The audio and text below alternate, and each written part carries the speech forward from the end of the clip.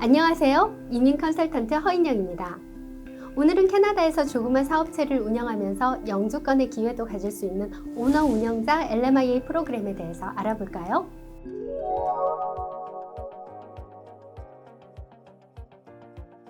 오너 운영자 LMIA는 캐나다에서 사업체를 설립하거나 인수해서 내가 고용주가 돼서 내가 나에게 취업비자를 스폰해주는 프로그램입니다. 일반적인 LMIA는 고용주를 먼저 찾아야 하고 고용주는 노동허가서인 LMIA를 스폰해 주어야 합니다. 사회 경험이 적은 20, 30대나 자금 여력이 없는 분들에겐 취업이 당연하겠지만 사업 경험이 있는 40, 50대는 사업체를 고려하게 됩니다. 사실 캐나다에 40대 이후에 온 한인 이민 1세대들은 어떤 영주권 프로그램으로 왔더라도 결국은 소규모 사업체를 운영하는 경우가 아주 많습니다. 이 프로그램에 해당되는 비즈니스를 운영하는 방법은 세 가지가 있습니다. 첫째, 기존에 안정되게 운영되고 있는 비즈니스를 인수하는 것입니다. 둘째로, 리스크를 더 줄이고 싶다면 동업을 해도 됩니다. 기존의 비즈니스의 지분 51% 이상을 사서 동업을 하는 것으로도 자격이 됩니다. 마지막으로는 새로운 사업체를 설립하는 것인데요. 이 방법은 초기 자본은 적게 들지만 새로운 사업체를 잘 정착시키려면 그 사업에 대한 노하우나 경험이 충분해야겠죠. 캐나다 비즈니스 환경은 한국과 어떤 차이가 있을까요? 제가 본 가장 큰 차이는 한국인과 캐네디언의 소비 패턴입니다. 사실 캐나다에서 비즈니스를 하는 것이 한국보다 오히려 쉬워 보여요. 한국은 워낙에 경쟁도 심하고 트렌드도 자주 바뀌고 잘 되는 사업이 있으면 우후죽순으로 생겨버리죠. 한국에서는 비즈니스 창업 후에 10개 중 7개가 5년 안에 폐업을 한다고 합니다. 하지만 캐나다는 그런 면에서 한국과 무척 다릅니다. 캐나다 사람들은 유행에 덜 민감한 편입니다.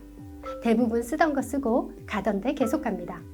소비에 있어서는 보수적이고 촌스럽다고 하는 게 더 맞는 편인 것 같네요.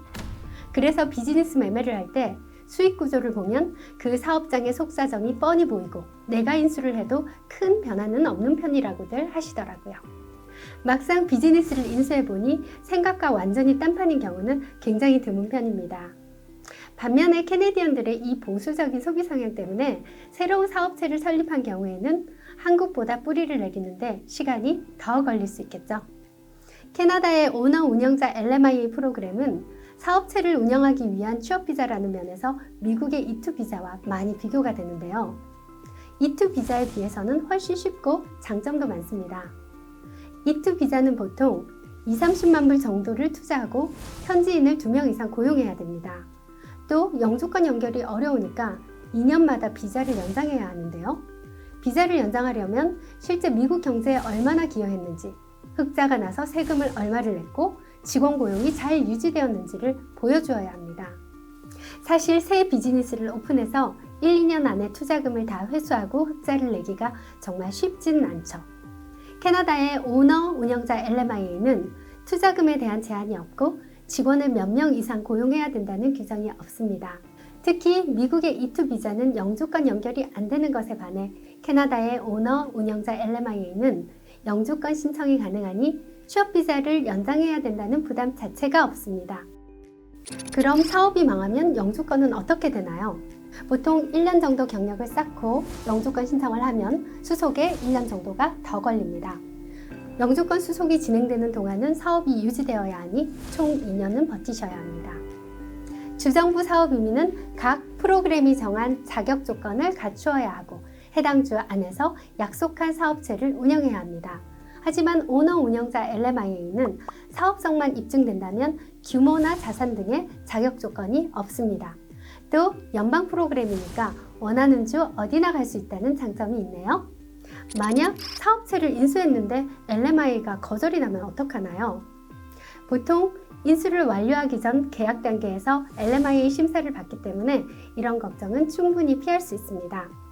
잔금을 지불하기 전에 먼저 LMIA 승인을 확인하세요. 수속 기간은 케바케지만 보통 2-3달이면 충분합니다. 일반적인 LMIA를 신청하기 위해서는 광고를 통해 우선 캐네디언을 먼저 고용하려는 노력을 최소 4주 이상 보여주어야 하는데요. 오너 운영자 LMIA는 어차피 나 자신을 고용할 거니까 이 광고 규정이 면제가 되어서 최소 한 달 이상을 절약할 수 있습니다. 오너 운영자 LMIA를 통해 내가 나 자신에게 준 잡오퍼는 일반 주정부 이민 프로그램에서 잡오퍼로 인정을 받지 못합니다.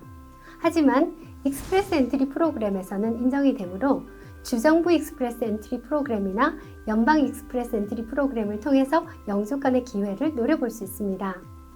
잡오퍼의 점수는 포지션에 따라 50점에서 200점까지인데요. 시니어 매니저 포지션은 200점까지 받을 수 있으니까 연방 익스프레스 엔트리의 가능성을 매우 높여줍니다. 라이땡님은 대학 졸업 후 중소기업에서 사무직으로 근무하다가 자의반 타의반 퇴사를 한 이후에 5년간 식당을 운영해온 대한민국의 평범한 40대 남성입니다. 캐나다에 여행 겸 답사를 와서 캘거리에서 작은 레스토랑을 인수하게 되었는데요. 1년 운영 후에 IELTS 성적 5점을 받으니 익스프레스 엔트리의 CRS 점수가 322점이 되었습니다. 이 점수면 현재로서 알버타 익스프레스 엔트리 프로그램을 통해서 영주권을 받기에 무리가 없습니다.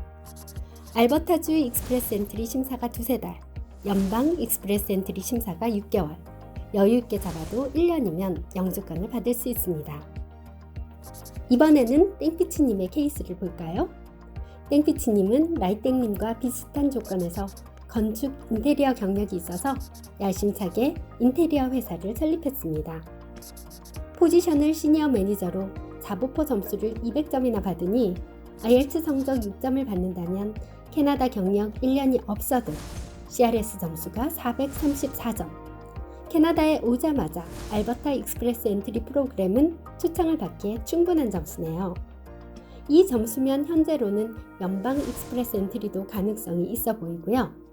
만약 캐나다 경력 1년을 쌓는다면 512점으로 연방 익스프레스 엔트리도 무난하게 6개월 안에 영주권을 받을 수 있겠습니다. 오늘은 많은 분들에게 관심이 뜨거운 오너 운영자 LMIA를 알아보았는데요. 일반 LMIA와는 다르게 스폰이 필요 없다는 장점이 있지만 비즈니스를 운영해야 된다는 리스크를 안고 가야 되는데요.